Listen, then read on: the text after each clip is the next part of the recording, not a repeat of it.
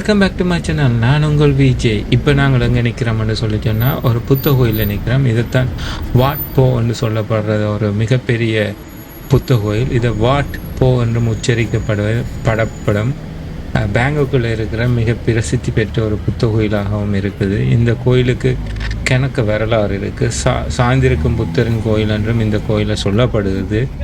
நீங்கள் பேங்காக்கு வந்தீங்களோன்னா இந்த கோயில் கட்டாயமாக போய் பார்க்க வேண்டிய ஒரு இடம். நான் 2 தரம் வந்தேன். 2 தரமும் இந்த கோயிலுக்குள்ளே புகையில்லாமல் போயிட்டுது. ஏனென்றால் நான் முதல் தரம் வரைக்கும் கொஞ்சம் லேட் ஆகிட்டுது. இந்த முறை வரைக்கும் கொஞ்சம் லேட்டாக போனதால் உள்ளுக்கு அட்மிஷன் இல்லை. இது 5 மணிக்கே இந்த கோயில் பூட்டிடுவேன். நீங்கள் கூகுளில் சர்ச் பண்ணி பாருங்கள். இந்த கோயிலை பற்றி மிகப்பெரிய கட்டுரைகள் இருக்குது. இந்த கோயிலுக்கு கணக்கு வரலாறுகளும் இருக்குது. அந்த வரலாறுகளை பற்றியும் இந்த வீடியோவில் நாங்கள் பார்ப்போம். தாய்லாந்தில் புத்த சமயத்தை தான் எல்லா மக்களும் பின்பற்றின, அதாவது மோஸ்ட் ஆஃப் த மக்கள் பின்பற்றின என்று சொல்லப்படுகின்றது. தாய்லாந்துக்கு வந்தீங்கன்னா புத்த கோயில்கள் கணக்கு பார்க்கலாம். சில இந்து கோயில்களையும் நான் கண்டனான். அந்த கோயில்களையும் நீங்கள் இங்கே பார்க்கலாம். இந்த கோயில் 16ஆம் நூற்றாண்டில் நிறுவப்பட்டதாக சொல்லப்படுகின்றது. இப்போ 18ஆம் நூற்றாண்டில் திருப்பி மீண்டும் நிறுவப்பட்டதாக சொல்லப்படுகின்றது. இதை மன்னர் முதலாம் இராமன் என்று சொல்லப்படுபவர்கள் நிறுவினதாகவும் சொல்லப்படுது. அது அறியப்படாத ஒரு தகவலாகவும் இருக்குது. இந்த கோயிலை பற்றி எனக்கு அதிகம் வரலாறு தெரியாததால் இந்த கோயிலை பற்றி நான் உங்களோட பெரிய டீட்டெயில் கதைக்கல. ஆனால் இந்த கோயிலில் நீங்கள் வந்து பார்த்துட்டு அந்த கோயிலில் உள்ள டீட்டெயிலை அங்கே உள்ளவர்கள்ட்ட கேட்டிங்கன்னா சொல்லுவேன். எனக்கு டைம் இல்லாததால் நான் கேட்கல. பூட்டி இருந்ததால் அந்த வழியில் இருந்து பார்த்துட்டு நான் வலிக்கிட்டு இந்த ஆட்டோவை பிடிச்சி போய் கொண்டிருக்கேன். இந்த ஆட்டோவுக்கு எனக்கு 250 பாத் சொன்னவன் என்ன கன்னடங்களை சுற்றி காட்டுறதுக்கு. ஆனால் 250 பாத்துன்றது சீப்பாக இருந்ததால் ஏறினா நான் அதுக்குள்ளே ஒரு சின்ன ட்ரிக் கொண்டு வச்சுருந்தேன். அவைகள் சில இடங்களுக்கு கூட்டிக் கொண்டே விடுவினேன், சில ஷாப்பிங் இடங்களுக்கு. அந்த இடங்களில் அவைகள் தர்ற விசிட்டிங் கார்டை கொடுக்க வேணும் அவைகிட்ட. அப்படி அவைகள் கொடுத்துச்சுன்னா இந்த ஆட்டோக்காரருக்கு அவைகள் ஒரு கமிஷன் எடுப்பினேன். ஏன் அந்த விசிட்டிங் கார்டை அவைகள் கொடுக்கினேன்னா நாங்கள் அந்த ஷாப்பில் போய் சில நேரம் ஷாப்பிங் பண்ணுவோம். ஃபார் எக்ஸாம்பிள் சில நேரம் அவைகள் சொல்லுவினா நான் இந்த உடுப்பு கடைக்கு கொண்டு விடுவினேன், அல்லது கோட் கடைக்கோ அல்லது பேண்ட் கடைக்கு கொண்டு விடுவினேன். அந்த பேண்ட் கடையில் நான் ஏதாவது சாமான் வேண்டுதுக்காக கொண்டு விடுவினேன். அப்படி கொண்டு விடைக்க நான் சாமான் வேண்டாமல் விடலாம். இந்த ஆட்டோக்காரருக்கு சில கமிஷன் கிடைக்கும். ஸோ சில ஆட்டோக்காரர் 50 ரூபாய்க்கு வரேன், 100 ரூபாய்க்கு வரேன்னு சொல்லுவினேன். அந்த கமிஷன் அவைகளுக்கு அந்த இடங்கள் கொடுக்குறதா மட்டுமே இவியல் அந்த சீப்பாக வர்றவின. நீங்கள் அந்த ட்ரிக்குகளை மாட்டாமல் நீங்கள் முதலே சொல்ல வேணும் அவைகிட்ட, எனக்கு இந்த இடங்களுக்கு போகணும், கூட்டி வந்து விடுங்கன்னு சொல்லி. ஸோ இந்த ஆட்டோக்காரரும் என்னை கூட்டி கொண்டோன்னா நான் முதல் ஓமன்ட்டு சொல்லி போனேன். அந்த இடத்துக்கு வந்த உடனே எனக்கு விளங்கிட்டுது. ஸோ நான் சொன்னேன் இல்லை, என்னை அடுத்த லொக்கேஷனுக்கு கூட்டி கொண்டே விடுங்கன்னு சொல்லி.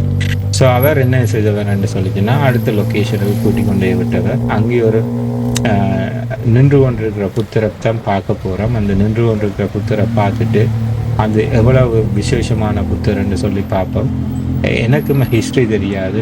இங்கே உள்ளாக்கள் டக்குண்டு என்னை கைட் பண்ணினதால் நான் போனது. இதோ வந்துட்டேன் அந்த புத்தர் கோயிலுக்கு. புத்தர் கோயிலில் போய் பார்ப்போம் என்னென்ன இருக்குன்னு சொல்லி. இந்த புத்தர் கோயிலில் நின்று கொண்டு இருக்கிற ஒரு புத்தரை பார்க்கலாம். மற்றது இங்கே இப்போ பூசை நடந்து கொண்டு இருந்தது. அந்த பூசையையும் நாங்கள் பார்த்துட்டு போவோம்னு சொல்லித்தான் வந்தது. இப்போ பார்க்க தெரியும் சிறப்பாக வடிவ நல்ல நயத்தோட இந்த கோயில்கள் இருக்கிறத காணத்தக்கதாக இருந்தது. நான் வெளியில் வந்த உடனே இந்த ஷூ எல்லாத்தையும் இந்த இடத்துல கலட்டி வச்சுட்டு தான் உள்ளுக்கு போனேன். இப்போ நீங்கள் பார்க்குற முதல் லெஃப்ட் ஹேண்ட் சைடில் இருக்கிறதுல பூசை நடந்து கொண்டு இருக்குது. அவங்களால பெரிய புத்தர் இருக்கார், அவர் ஏறி பார்க்க போகிறோம். தேர்ந்து இந்த பூசையை பார்த்துட்டு நாங்கள் திருப்பி நைட் மார்க்கெட்டுக்கு போகிற பிளான் இருக்குது. அந்த நைட் மார்க்கெட்டுக்கு போகிறதுக்கு முதல் இந்த கோயிலை பார்த்துட்டு போகணும்னு சொல்லி வந்தது. வாங்க போய் என்ன இருக்குது என்ன செய்தேன்னு சொல்லி பாருங்க.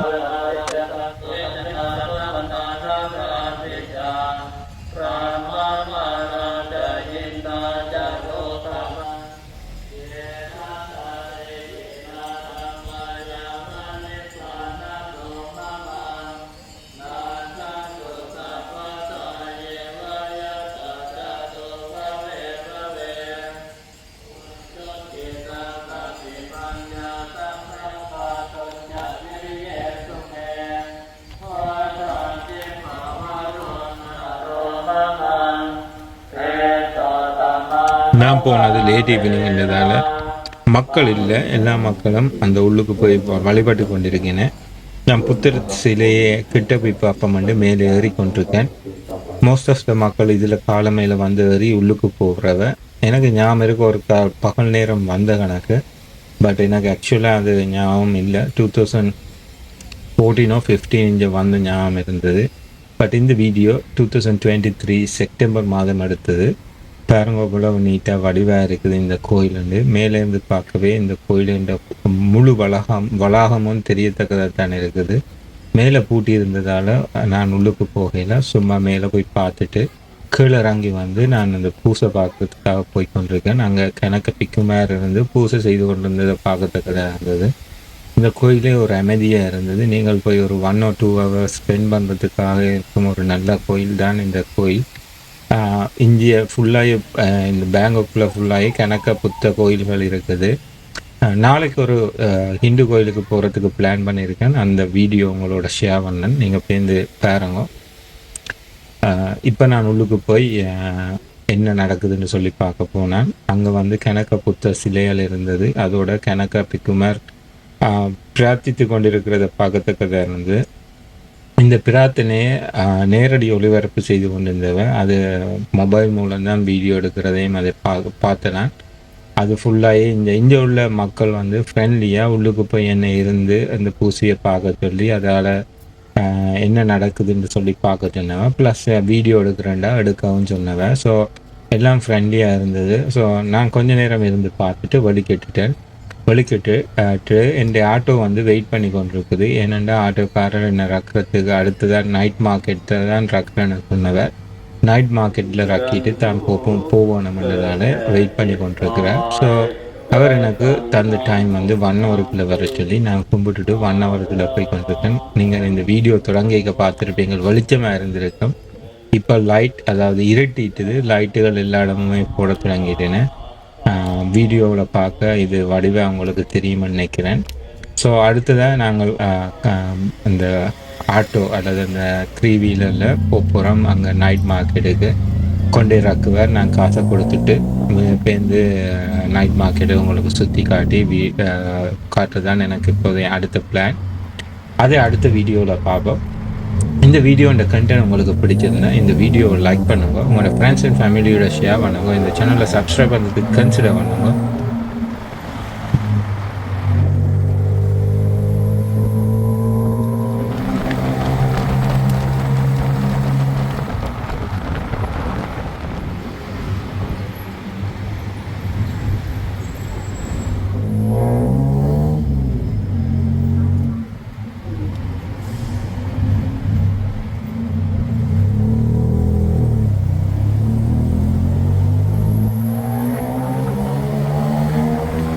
இப்போ கொஞ்சம் லேட் நைட்டுன்றதால ரோட் டிராஃபிக் குறைஞ்சிட்டுது. முதல் நான் பைக்கில் போய் கொண்டிருக்க உங்களுக்கு தெரியும், இப்போ பயங்கர க்ரௌடியாக இருந்தது ரோட். இப்போ லேட் நைட்டுன்றதால க்ரௌட் குறைஞ்சிட்டுது.